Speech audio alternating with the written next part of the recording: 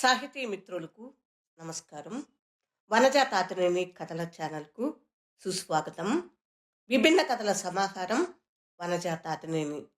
ఈరోజు నేను వినిపించబోతున్న కథ భారతం బొమ్మలు. రచన కోపిని కరుణాకర్. కథ వినే ముందు రచయిత చిరు పరిచయం. గోపిని కరుణాకర్ తెలుగు కథా రచయిత, cinema associate director. Karunakar Hyderabad నివాసి. అతను చిత్తూరు జిల్లా పీలేరు గ్రామంలో జన్మించారు. తొలి కథ 1991 మే 1న ప్రచురితమైనది. భారతం బొమ్మలు మరికొన్ని కథలు అనే కథా సంపుటానికి 2012 కథా కోకిల పురస్కారం లభించింది. కరుణాకర్ రచనలకు 2 సార్లు జాతీయ అవార్డులు లభించాయి. ఇతని కథలు ఇంగ్లీష్, హిందీ భాషల్లో కూడా అనువాదమయ్యాయి. దీపం చెప్పిన కథలు, భారతం బొమ్మలు కథా సంపుటాల ద్వారా ఇతను ప్రసిద్ధి చెందారు. వీరి కవిత్వం కూడా ప్రసిద్ధి చెందింది. కథను వినిపించటానికి అనుమతినిచ్చిన గోపిని కరుణాకర్ గారికి హృదయపూర్వక ధన్యవాదములు. ఇప్పుడు కథలోకి వెళ్ళిపోదాం. భారతం బొమ్మలు. కథ వినండి. చీకటింట సుక్కలాకాశం మిణుకు మిణుకుమంటా ఉండాది. గుడ్డి సుక్క నడిమింటికొచ్చింది. గాలికి పలవరేని మాను ఊగింది. లోకానికి విచిత్రంగా చిలకకి కాకిపిల్ల పుట్టింది. దాని మొగుడు మధ్యస్థం పెట్టించినాడు. ఎక్కడెక్కడ నుంచో వచ్చిన చిలకలన్నీ గుంపులు గుంపులుగా కొమ్మల మీద వాలుండాయి. పెంటి చిలక కాకిపిల్ల ఎట్లా పుట్టిందో కథ చెప్పటం ఆరంభించింది. శానాళ్ల కింద నేను, నా మొగుడు గువ్వల చెరువు కణానికి మేతకు పోయినాము. నేరేడు పొండ్ల కాలం. కడుపు నిండా కావలసినన్ని పొండ్లు తిన్నాము. 2 బార్ల పొద్దును భుజాన వేసుకుని తిరిగి వస్తా ఉండాము. ఏడమునిందో డేగ రివ్వున మా వెంట పడింది. మమ్మల్ని తరిమింది. పేణాలను రెక్కల్లో పెట్టుకుని ఎగరతా ఉండాము. పిడుగు పడినట్టు నా మీద పడింది. కిక్కిరిస్తా రెక్కల్ని రెపరెప ఎదిరించి ఇనప కాళ్లతో తన్నింది. రెక్కకు పెద్ద దెబ్బ తగిలి ఎగరలేకపోయినాను. పట్టు తప్పింది. గాలిలో గిరగిరా పల్టీలు కొడతా పెద్ద మర్రి చెట్టు కొమ్మల్లోంచి జారి గడ్డి పొదల్లో పడిపోయినాను. అంతే మళ్ళా. ఏమి జరిగిందో నాకు తెలవదు. సోదేనం తప్పినాను. మెలకు వచ్చి చూసేసరికి బోరోమని వాన కురుస్తా ఉండాది. ఆకుల సందుల్లోంచి చినుకులు పడి ఒళ్ళంతా తడిసింది. రెక్క ఇరిగి పచ్చి పుండయింది. కదలలేను, మెదలలేను. ఆ మర్రి చెట్టు ఏ కాలం నాటిదో నరమాను. పెద్ద పెద్ద పురులు తిరిగిన ఓడల్ని దింపింది. ఆ చెట్టు కిందకు తాత మనవడు గొడ్లను తోలుకుని వచ్చినారు. చిదుగులేరి మంట పెట్టినారు. చిటపట చిటపట మంట నాలికలు కోస్తా ఉండాది. ఎచ్చగా మంట తగిలే గుందుకే పానం లేసొచ్చింది. ముసలాడు కొరివితో ఎర్రెర్రని నిప్పుల్ని పక్కకు తోసినాడు. పైగుడ్డలో మూట కట్టుకున్న గొటికి గెడ్డలను నిప్పుల మీద పోసినాడు. పుల్ల తీసుకుని గెడ్డల్ని కిందకు మిందకు పొల్లిస్తా ఉండాడు. మనవడు ఉలింజి పండ్లను బొక్కలాడతా ఉండాడు. గొడ్లు మర్రి చెట్ట కింద నిలబడి నెమరేసుకుంటా ఉండాయి. పొదుగును గుద్ది గుద్ది పాలు తాగతా ఉంటే దూడను ముదిగారంగా నాకతా ఉండాది కర్రావు. దేశపుకెత్త ఒకటి నేలను కొళ్ళగించి కొమ్ముల్ని ఎదిరించింది. పక్కంగా ఉడికిన గెడ్డల్ని పొట్టి బొలిసి మనవడికిచ్చినాడు. కొరివితో తొంటబీడిని ముట్టించుకుని చిదుకుల్ని ఎగదోసినాడు. ఆరిపోయిన మంట మళ్ళా రగులుకొనింది. పుల్లల్ని ఎగదోసేటప్పుడు ముసిలాడి మణికట్టు మీద ఉండే పచ్చబొట్టును చూసినాడు మనవడు. ఎవరిది తాత ఈ బొమ్మ? తాత చేతిని తీసుకుని బొమ్మను చూస్తా అడిగినాడు. ఈ బొమ్మ ఒక దొరసానిది. అదంతా పెద్ద కథలే అన్నాడు. ఆ కథ ఏంటో చెప్పు తాత. చేతిని కుదిలించి ముదిగారంగా అడిగినాడు. తాత కథ ఎత్తుకున్నాడు. ఇప్పటి కథ కాదులే ఇది. నూనూగు మీసాల వయసప్పటి కథ. నాకు అప్పటికి పెండ్లి కూడా కాలేదు. పెద్దరెడ్డి దగ్గర జీతానికి ఉంటిని. నేనంటే పెద్దరెడ్డికి గుండె. ఇప్పుడంటే ఇవి తోలు తిత్తులు గాని, అప్పుడు నల్లంగా నిగనిగలాడుతా ఉండే. కండలు తిరిగిన ఒళ్ళు నాది. ఈగ వాలితే జారిపోతా ఉండే. 7 ముద్దల సంకటి ఒక్క ఏటుకు ఎగరేస్తా ఉంటి. 2 దుత్తల కళ్ళు తాగి తూలకుండా నడస్తా ఉంటే, భుజమింద నొగను పెట్టుకుని ఎనకా ముందు చూడకుండా నిండు బండిని ఈడ్చుకుని వచ్చేస్తా ఉంటి. రెడ్డిది 100 ఎకరాల సేద్యం కదా, ఒంటి చేత్తో చుట్టేస్తా ఉంటిని. మాదిగ చిన్నోడంటే గోలుకొండ అబ్బా అంటా ఉండే. సంకురాత్రి పోయిన మరుసటి దినం భారతం బొమ్మలు తెచ్చేదానికి బండి కట్టుకుని నరసింగాపురానికి ఎలబారినాను. చిత్తూరు సీమలో శివరాత్రి పోయినాక 18 దినాలు భారతం జరుపుతారు. పొగులు హరిదాసు భారతం కథని చెబుతాడు. దాసు చెప్పిన కథను రాత్రికి కంగుంది కుప్పం ఆటాళ్ళు ఆడతారు. ఈ భారతం జరిగే నెల 2 నెలల ముందు నుంచి భారతం బొమ్మలను పల్లె పల్లెకు తిప్పుతారు. భారతం బొమ్మలంటే ఏంటివి తాత? కథకు అడ్డం పడి అడిగినాడు మనవడు. ఆరిపోయిన తుంటబిడిని చెవుల్లో చెప్పుకొని మళ్ళా కథ చెప్పటం ఆరంభించినాడు. భారతం బొమ్మలంటే పంచపాండవులు, ద్రౌపదమ్మ బొమ్మలు. ఈ బొమ్మల్ని లక్క ఇంట్లో తగలపెడతారు. భారతం బొమ్మలు లేనిదే భారతాన్ని జరపరు. వాటిని ఎత్తుకొని పలకలు కొడతా, కొమ్ములు ఊదుతా పల్లె పల్లికి బొమ్మల్ని తిప్పి వడ్లు దుడ్లు వసూలు చేస్తారు. అట్లా పోగైన వడ్లను దుడ్లను భారతానికి ఖర్చు చేస్తారు. భారతం బొమ్మలు అరవదేశం నుండి నరసింగాపురానికి వస్తాయి. ఇప్పుడంటే బస్సులు లారీలు ఉండాయి కానీ అప్పుడు లేవు కదా.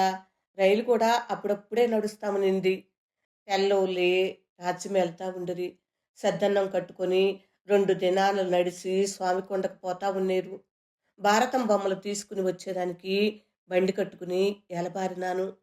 గప్పుడు గప్పుడని దేశ పెద్దలు పరిగెత్తా ఉండే. గణగణ గంటల మోత. గరగరమని కంకర రోడ్డు మీద టేకుబండి దొల్లుకుని పోతా ఉండాది. నీళ్లు పట్టి నొగకు కట్టిన సొరకాయ బుర్ర ఊయలూగుతా ఉంది. బీడీ ముట్టించినాను. వంతను తీసి కూసుకు కట్టినాను. భుజం మీద ఉండే పైగుడ్డను రుమాలు చుట్టినాను. పోయిన ఉగాదికి రెడ్డి తెచ్చిచ్చిన ముతక పంచెను గోసిపోసి కట్టుకున్నాను. ఒంటి మీద సొక్కాయి లేదు. గుడ్డలు ఎవరో మహారాజులు వేసుకుంటా ఉండిరి. నాకు తెలిసి నూనూకు మీసాల వయసు వచ్చేంత వరకు నేను గోసిపోతే పెట్టుకుంటా ఉంటి. వయసుకు వచ్చినాక మా అమ్మ కట్టుకునే కోకను 2గా చింపి ఇస్తే ఒకటి మార్చి ఒకటి ముడ్డికి అడ్డంగా కట్టుకుంటా ఉంటిని. ఒళ్ళు బిత్తలగానే ఉండేది. ఇప్పుడు మాదిరి అప్పుడు జుట్టు కత్తిరించుకునేది లేదు. జుట్టును ముచ్చిన గుంతన ముడేసుకుంటా ఉన్నారు. మంగళవుడు మాదిగపల్లికి రాడు. మాదిగోడికి గెడ్డం గీసిన కత్తితో పైజాతాళ్ళు గడ్డం గీసుకోరు. అందులోన మనది మంగళోళ్ళ కంటే తక్కువ జాతి కదా. మంగళోళ్ళు కూడా బెట్టు చేస్తూ ఉన్నారు. లచ్చుమామని మా మేనమామ ఒక ఆయన ఉండే. ఆయనే అందరికీ గడ్డం గీస్తూ ఉండే. నావి బారెడు కురులు నల్లగా నిగనగలాడుతూ ఉండేవి. కుంకుడుకాయలతో తలకు నీళ్లు పోసుకునేను. మెడ మీద ముడేసి వదిలేసినాను. గాలికి పాయలు పాయలుగా ఈపు మీద జుట్టు బుస కొడతా ఉండాది. కండ్లకు కాటికి దిద్దినాను. మొగలి పూల సుంకును ఒంటికి పూసుకునేను. చెట్టంత మనిషిని కదా, సోకు చేసుకునేనంటే ఆడోళ్ల కండ్లు నా ఒంటి మీదనే ఉండే. కన్నార్పకుండా చూస్తా ఉన్నారు. చలికాలం పొద్దు నెత్తి మీదకు ఎక్కినా సలిసలిగానే ఉంటుంది. సద్దసేన్లు కోసి గూళ్ళు వేసినారు. సద్ద కొర్రులకు అనప అలసంద తీగలు గుములు గుములుగా అల్లుకొనుండాయి. కందిసేను సీతాకోక చిలుకల్ని పూసింది. ఎగరతా వాలతా ఉండాయి. ఆరిక మళ్ళల్లో కలుపు తీస్తా ఆడోళ్ళు గొంతులు కలిపి కోగిలలు కూసినట్టు పాటలు పాడతా అన్నారు.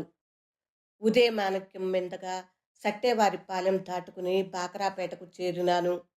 నాయనోరు సత్రం కాడ బండి నిలిపి ఎద్దలకు గడ్డి వేసినాను. సద్దన్నం తిని పైగుడ్డ పరిసి కొంసేపు నడుం వాల్చినాను. నిద్రపోయి లేసే గుందుకే సత్రం కాడ జనం గుంపులు గుంపులుగా ఉండారు. పిల్లా జల్లా కాసర బేసర అరస్తా ఆలగోడు బాలగోడుగా ఉండాది. బాక్రాపేట నుండి ఆరేపల్లి, రంగంపేట వరకు 15 మైళ్ళు పొడుగున అడవి. ఇప్పుడంటే మొండ్ల మొదలు, కుందేలు పిల్లలు తప్ప ఇంకేమీ లేవు. అప్పుడు ఎండ నేల మీద పడేది కాదు. టేకు, మద్ది, బొమ్మ చెట్లు ఆకాశానికి పెరిగి అడవికి గొడుగు పడతా ఉండే. వానలు పుంజిగా కురుస్తా ఉండే. మనిషి ఎత్తు కాసి రెడ్డి చిక్కంగా కప్పుకొనుండే. పులులు, అడవి ఏనుగులు, ఎలుగొడ్లు తిరగతా ఉండే. జింకలు, దుప్పులు మందలు మందలుగా ఉండే. అడవిలో బందిపోటు దొంగలు కూడా ఉన్నారు. ఒకరిద్దరు ఒంటిగా అడవిలో పోయేవాళ్ళు కాదు. ఏపై 60 మంది గుంపులు కట్టి ఎలబారతా ఉన్నారు. మగోళ్ళు దుడ్డు కట్టెలు, మచ్చు కొడవళ్ళు చేతల్లో పట్టుకుని గుంపు సుట్టకారం నడుస్తా ఉంటే, గుంపు మధ్యలో పిల్లా పాపల్ని సంకనెత్తుకుని ఆడోళ్ళు అరువులు చేస్తా నడుస్తా ఉండేవాళ్ళు. నీళ్లు తాపి ఎద్దల్ని బండికి కట్టినాము. ఎగిసి నొగ మీద కూర్చుని అదిలించినాను. గుర్రాల మాదిరితో ఎద్దులు గప్పుడు గప్పుడుమని పరిగెత్తుతా ఉంటాయి. నరసింగాపురం చేరే గుందుకే పొద్దు పడమరకు వాలింది. పోతేసి గుప్పు గుప్పుమని పొగ వదలతా గసపోసుకుంటా వచ్చింది రైలు. బారెడు పొడుగు బుస వదిలి పట్టాల మీద నిలబడింది. రెడ్డి ఇచ్చిన చీటీని స్టేషన్లో చూపించినాను. రైల్లో వచ్చిన బొమ్మల్ని ఇచ్చి నా చేత ఏలిముద్ర వేయించుకొనిరి. బొమ్మల్ని వరిగడ్డిలో కుదించి గోనె సంచుల్లో మూట కట్టినారు. ఆ మూటల్ని బండిలో పెట్టుకుని ఎలబారినాను. నరసింగాపురంలో 2 ఆడోళ్ళు బండెక్కినారు.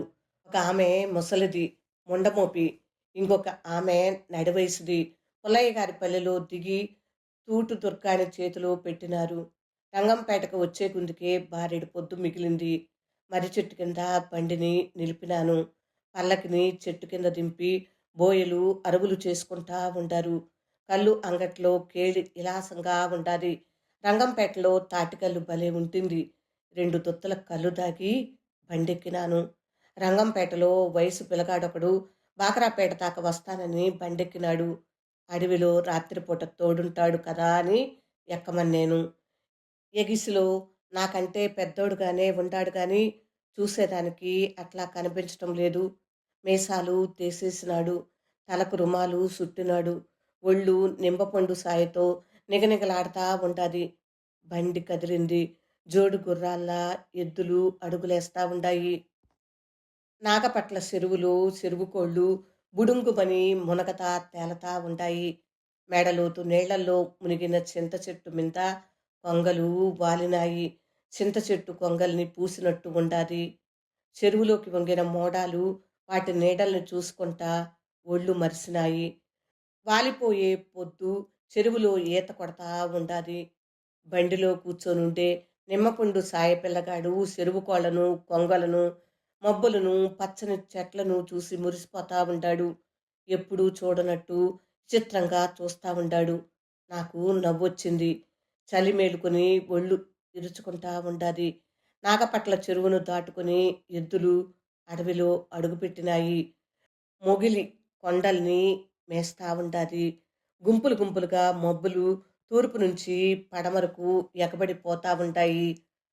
కొండల మీద కూర్చుని అరువులు చేస్తా ఉంటాయి కొన్ని మబ్బులు. తెల్లగా మంచు మొగ్గలు చెట్లకు ఏలాడుతా ఉంటాయి. గువ్వలు అలలు అలలుగా ఎగిరిపోతా ఉంటాయి. అడవికి మేతకు పోయిన గొడ్లు ఊరి దారి పట్టినాయి. గొడ్లను మేపే పిల్లకాయలు చిక్కాలను సంకలో తగిలించుకుని ఆడతా పాడతా నడుస్తా ఉండారు. సుగాలోళ్ళు నెత్తి మీద కట్టెల మోపులను పెట్టుకుని నడుముల్ని కులికిస్తా కనం దిగతా ఉంటారు. అద్దాల గౌను కుచ్చెళ్ళు రంగుల రాట్నంలో తిరగతా ఉంటాయి. కల్లేటి వంకగడ్డన తెల్లదంటు దిగుండాది. డేరాలు వేసుకుని ఉండారు. వంక మీద తెల్ల కొంగలు వాలినట్టు తెప్పల్లో తిరగతా చేపలు పడతా ఉంటారు. కొంతమంది తెల్లోళ్ళు బాట మీదకొచ్చి సుగాలోళ్లను ఏడిపిస్తా ఉండారు. ఒకరి మొఖాలు ఒకరు చూసుకుని ఎలక పండ్లు బయటపెట్టి కిసకిసా నవ్వతా ఉంటారు. తెల్లదండు దిగినప్పుడు పెద్దింటి ఆడోళ్ళు ఆ పక్కకు పోయేదానికి భయపడి చస్తారు. తెల్లోళ్ళను చూసి నన్ను గట్టిగా పట్టుకున్నాడు నిమ్మపండు సాయి పిల్లగాడు. వాళ్ళు మగాళ్ళను ఏమీ అనరు. ఆడాళ్ళతోనే సల్లాపాలు ఆడేది. ఏం భయం లేదులే అన్నాను. అయినా వాడు నన్ను వదల్లేదు.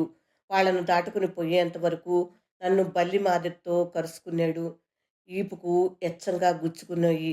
నన్ను వదిలి పక్కకు జరిగినాడు. వాడి కల్లా తిరిగి ఎకాతిగా చూసినాను. వాడి కండ్లలో సీతాకోక చిలుకలు రెపరెపలాడినాయి. కొండల మీద కూర్చునుంటే మోడాలు కదిలినాయి. పొద్దు బంగారం ముద్దయింది. రంగుల్ని ఎవరో కళ్ళాపి చల్లినారు. ఎవరు నువ్వు? ఎందుకు మగయస్కం కట్టినావు?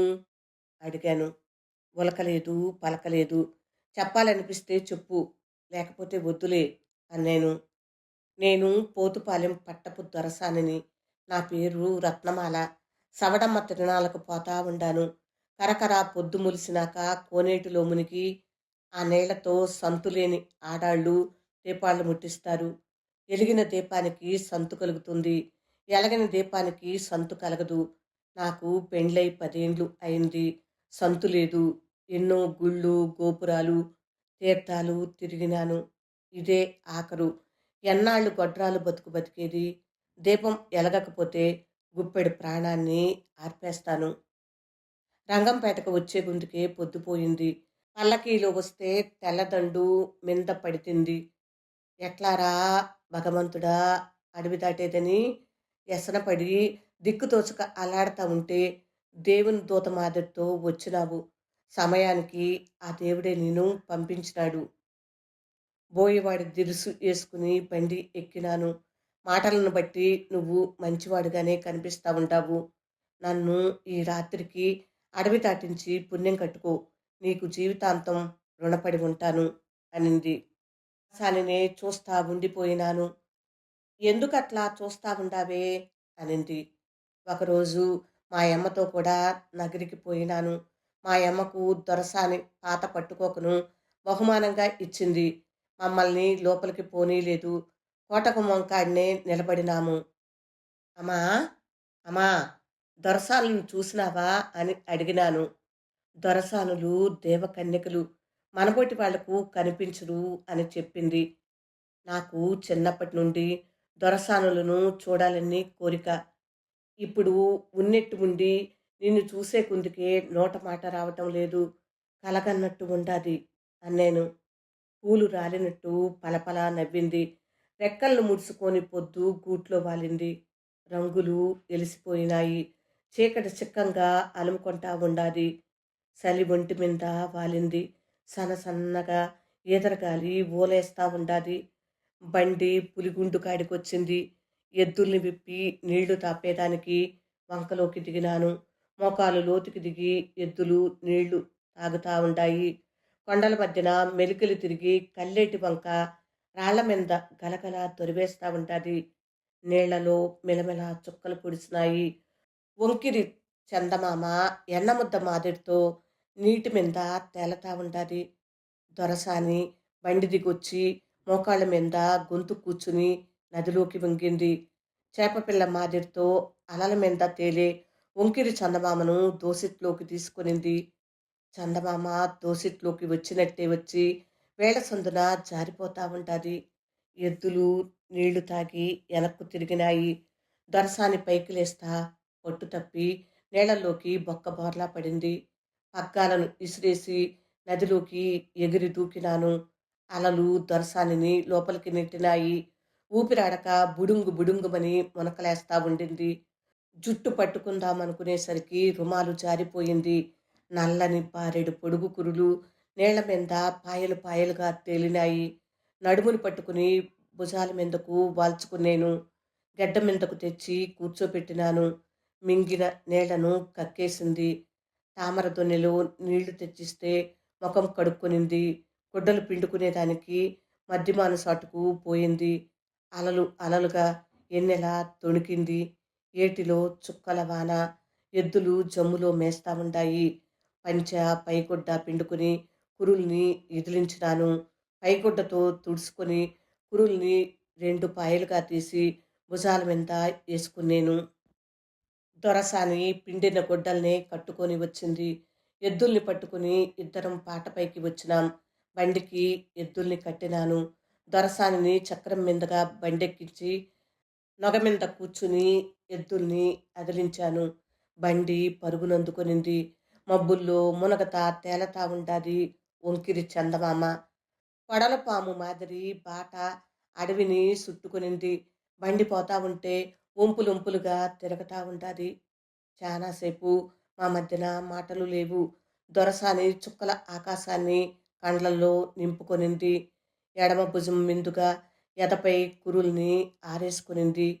ఆరిన కురులు గాలికి బుసపెడతా ఉండాయి. తడిగొడ్డల్లో ముడుచుకొని గువ్వ మాదిరితో కూర్చునుంది. ఆడ ఒడ్డగా ఉంటాయి చూడు చుక్కలు, అవి కోడి పిల్లలు. ఒడ్డ ముందు ఉండే చింతకిందంత చుక్క పిల్లల కోడి. వేలు పెట్టి చూపించింది. ఆకాశంలోకి చూపు సారించాను. అదో అవే మంచం కోళ్ళు. ఇక్కడో ఎక్కడనో ఋషీసుకుడు మండలం ఉండాలనే. ఆకాశమంతా కండ్లతో తారాడింది. మబ్బుల చాటున కనిపించలేదు. గుప్పెట్లోకి చుక్కల ఆకాశాన్ని పట్టుకునింది. తెరిసి చూసే గుందుకే గుప్పెట్లో ఆకాశం లేదు. ఎంత పట్టుకునే గుప్పెట్లో ఇమడదు. ఎంత ఇంచినా చిల్లర తరగదు. ఏందో చెప్పుకో. కథ ముడేసింది. ఎంత పట్టుకునే గుప్పిట ఇమడనిది ఆకాశం. ఎంత ఇంచినా చిల్లర తరగనిది చుక్కలు. ఇప్పేసినాను. ఇంకొక కథ. చల్లకొండలో ఎన్నముద్ద. ముడేసింది. ఎన్నెలు కురిపించే చందమామ. ఇప్పేసినాను. ఆ వంకిరి చందమామను తీసిస్తావా?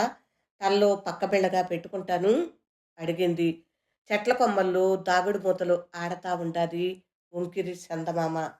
ఎప్పుడు సుక్కల్ని చందమామని చూడనట్టు మాట్లాడుతూ ఉండావు అన్నాను.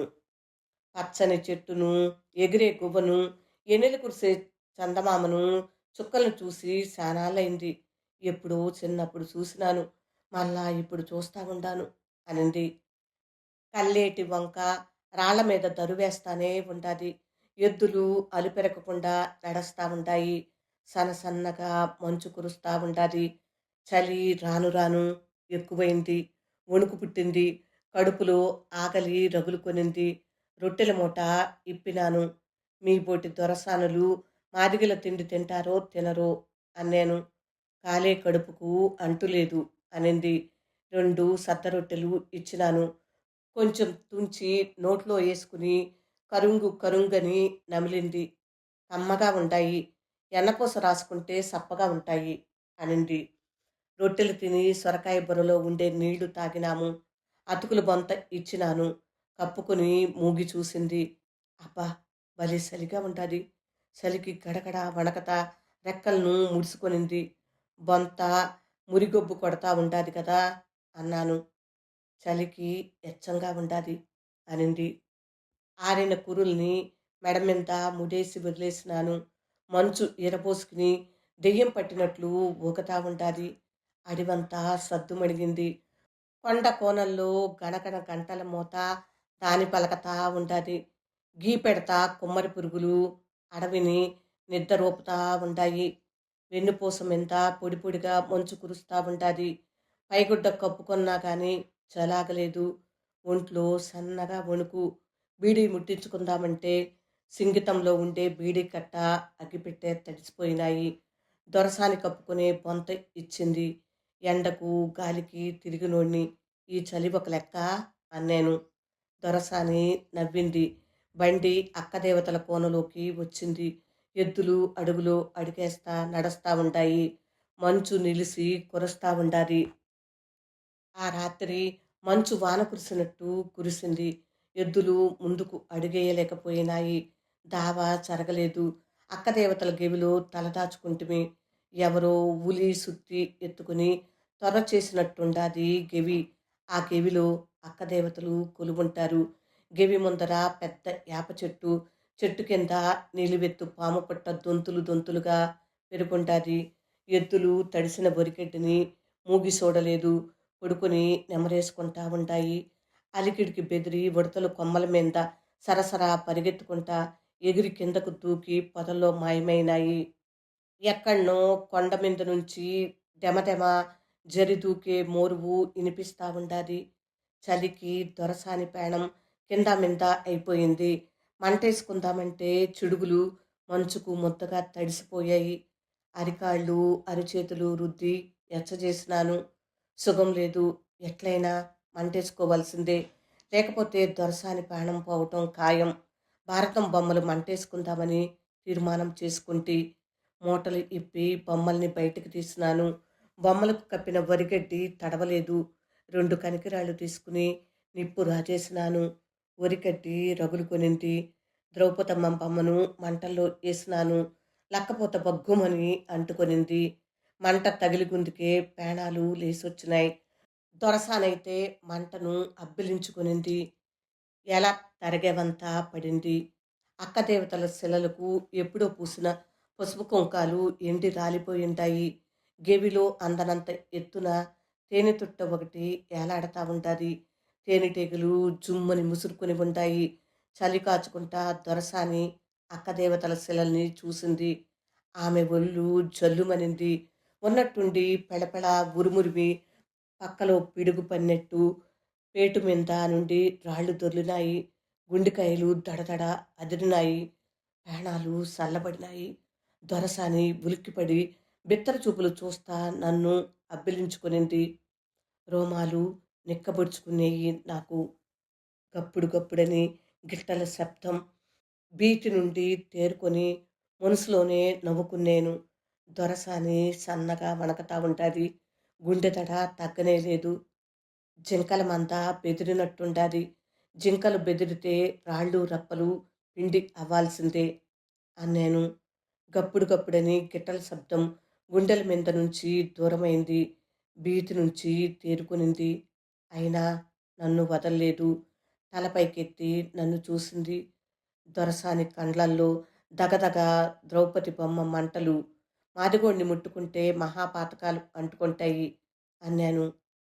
అంటుకోనీలే, నరకానికి పోతాను అనింది. విడిపించుకొని దూరంగా పోయి నిలబడుకునేను. కొండ కోణంలో నిరుశబ్దంగా మంచు ఎన్నెల కలిసి కురుస్తా ఉంటాయి.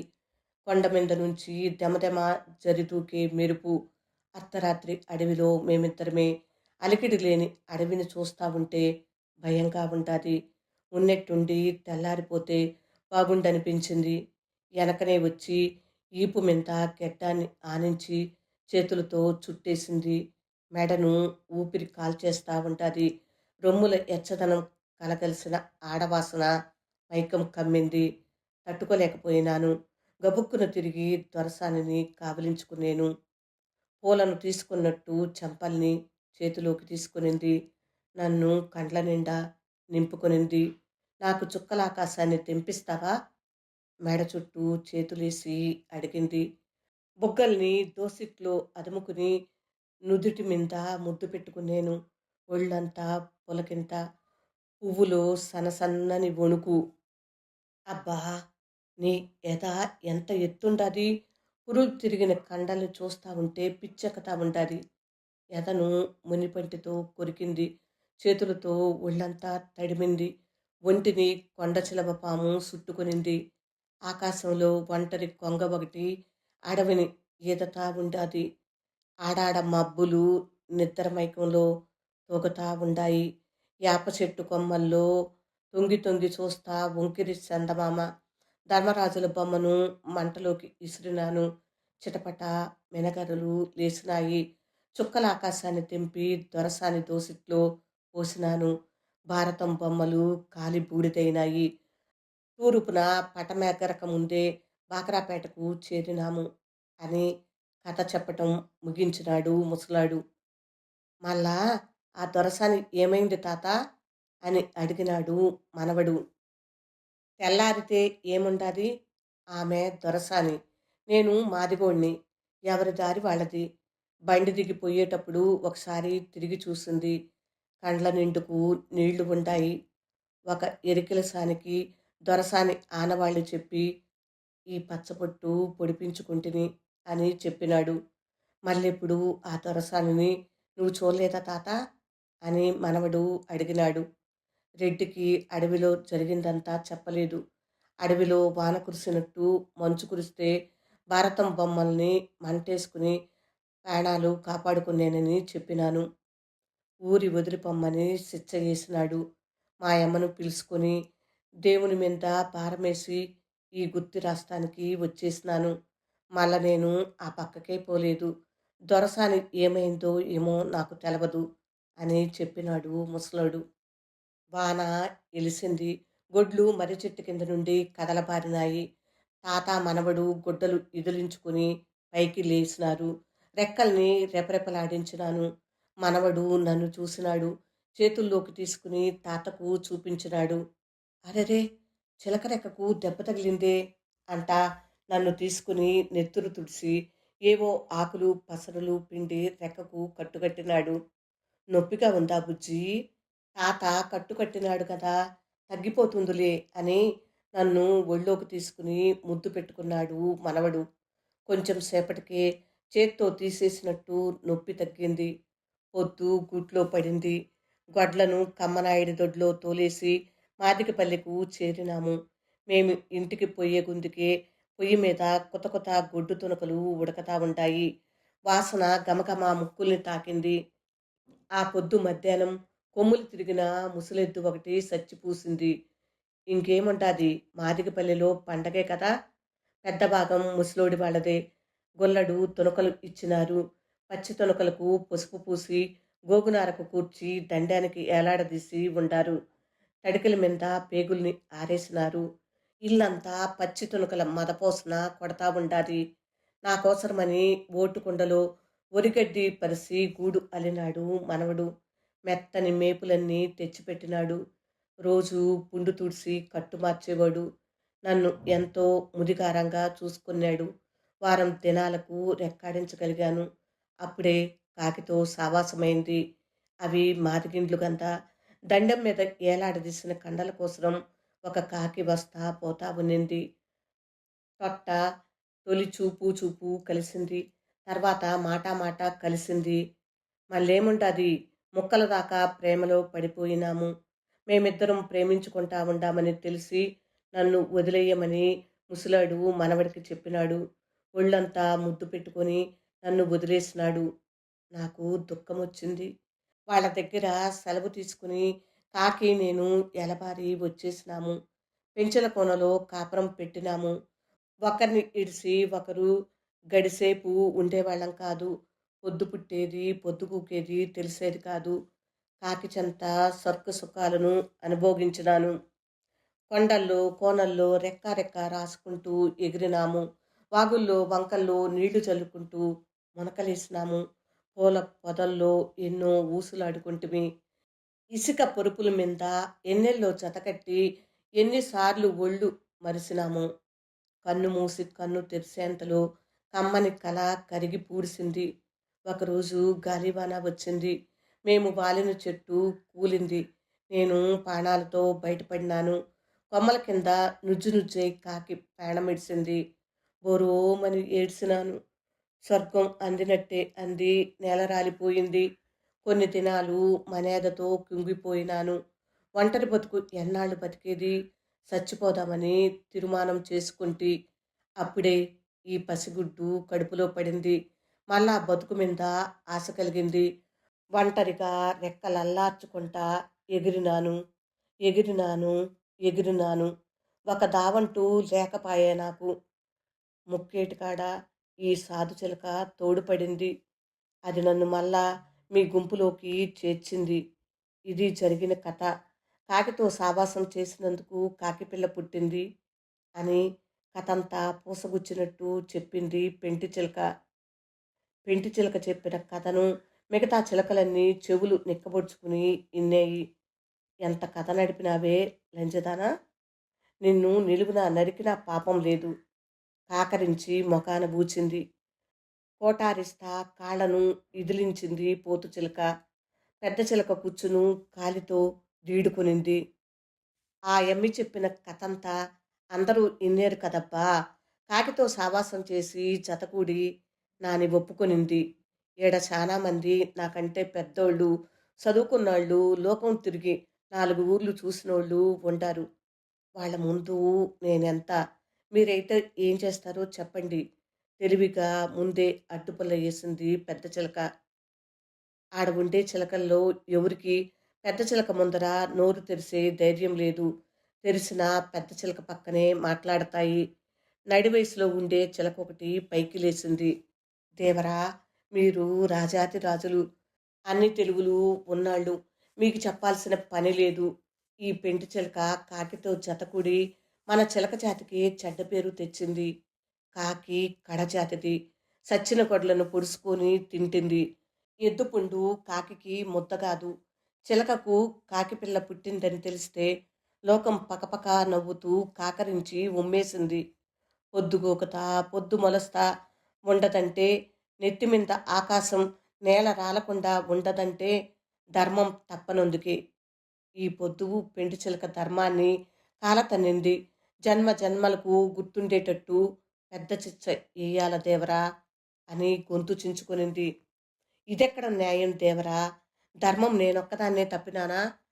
చిలకల ముడ్డి కింద ఎన్ని మచ్చలుండాయో ఒకసారి వంగి చూసుకుంటే తెలిసింది. గోరువంకలతో జతకూడటం లేదా?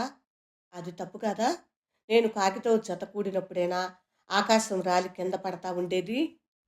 గద్దించి అందర్నీ నిలదీసింది పెంటి చిలక. చిలకల మొగాలు నల్లగా మాడిపోయినాయి. చదువుకొని తెలివి మీరిన చిలకొకటి పైకి లేచింది. దేవరా! శానా రాష్ట్రాలు తిరిగుండాను. ఎన్నో వింతలు, విశేషాలు చూసినాను.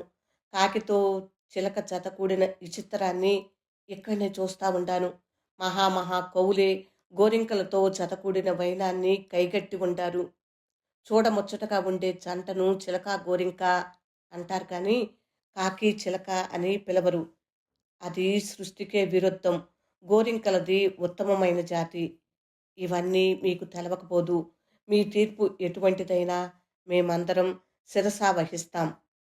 వెంటి చిలకను తెలివిగా దెబ్బ కొట్టినందుకు మురిసిపోతా కూర్చునింది. పెద్ద చిలక అందరి వాదనలు విని గొంతు విప్పింది. మీకందరికీ తెలుసు న్యాయమేదో, అన్యాయమేదో. ఉప్పు తిన్నవాడు తప్పు చేయనాడు ఈ ప్రపంచంలో లేడు. పెంటి చిలక కాకితో జత కట్టడం తప్పే. తప్పులు అందరూ చేస్తాం. చేసిన తప్పును కొందరే దిద్దుకుంటారు. అందుకని పుట్టెడు సున్నంలో కాకి పిల్లను ఎడకబోసి ఆ యమ్మి చేసిన తప్పును సరిదిద్దుకోవాలని తీర్పు ఇస్తా ఉంటాను. అందరికీ ఆమోదమేనా? అందర్నీ అడిగింది పెద్ద చిలక. సెలవే సెలవే అని అరిసినాయి చిలకలు. కొంటి చిలకలు కొన్ని ఊలలేసినాయి. రెక్కల కింద కాకిపిల్ల ఉలికిపడింది. ఎన్నో దేవుళ్ళకి మొక్కుకున్నాను. చిలకతో నాకు సంతు కలగలేదు. గొడ్డుబోతురాలునని లోకం కూడై కూసింది. కాకితో జత కూడితే సంతు కలిగింది. తల్లినైనాను. ఇంకా కండ్లు కూడా తెరవని పసిగుడ్డు. దానికి ఏ పాపం తెలవదు. నన్ను సున్నంలో ఇడకబోసి తప్పుదిద్దండి. నీ కాళ్లకు దండం పెడతాను. నా బిడ్డను చంపొద్దు దేవరా అని పెద్ద చిలక కాళ్ళ మీద పడి బోరోమని ఏడిసింది పెంటి చిలక. దాని కంటి నీరు పెద్ద చిలక మనసును కరిగించలేకపోయింది. చూడమ్మి, నా చేతుల్లో ఏమీ లేదు. అందరి వాదనలు విని ఇచ్చిన తీర్పు ఇది. దీనికి తిరుగులేదు. పెద్ద చిలక పైకి లేచింది. చిలకలన్నీ రెక్కల్ని రెపరెపలాడించి పైకి లేపినాయి. పుట్టెడు సున్నం తెచ్చి ఇడకబోసినాయి. పొయ్యి మీద బానలో సున్నం కుతకుతా ఉడకతా ఉండాది. చిలకలు పొయ్యి సుట్టకారం గుంపు కట్టినాయి. పెంటి చిలక గోడు గోడున ఏడస్తా ఉండాది. లబలబా నోరు కొట్టుకుంటా ఉండాది. పెంటి చిలక శోకానికి దిక్కులు దొని పలుకుతా ఉండాయి. కాకి పిల్లను కాళ్లతో తన్నుకొని పైకి ఎగిరింది పోతు చిలక. కీసు కీసని కాళ్ళ సందున కాకిపిల్ల అరస్తా ఉండాది. పొగలు కక్కే సున్నంలో కాకిపిల్లను వదిలేసింది. ఓయమ్మల్లా అంటూ బేతరపు అరిసి తెలివి తప్పింది పెంటి చిలక. చిలకలన్నీ కేకలు పెట్టినాయి, అరిసినాయి, ఊలలేసినాయి. పొయ్యి సుట్టకారం ఎగిరెగిరి అలసిపోయినాయి. తన్నుకొని తన్నుకొని తూర్పున నెత్తురు కక్కొని చుక్కలాకాశం ప్రాణమిడిసింది. భారతం బొమ్మలు గోపిని కరుణాకర్ కథ విన్నారు కదా మిత్రులారా? ఈ కథ మీకు నచ్చిందా? నచ్చినట్లయితే లైక్ చేయండి. ఇంకా మీ మిత్రులకు, మీ బంధువులకు షేర్ చేయండి. నా ఛానల్ సబ్స్క్రైబ్ చేయనట్లయితే సబ్స్క్రైబ్ చేయండి. ఇలాంటి విభిన్నమైన కథలన్నింటినో ఈ ఛానల్లో పొందుపరిచి ఉంచాను. 2, 3 కథలను కూడా విని మీ స్పందనను కామెంట్ బాక్స్‌లో తెలియచేయండి. పూర్తిగా విన్నందుకు హృదయపూర్వక ధన్యవాదములు. విభిన్న కథల సమాహారం వనజ తాతినేని. వింటున్నందుకు హృదయపూర్వక ధన్యవాదములు. నమస్తే.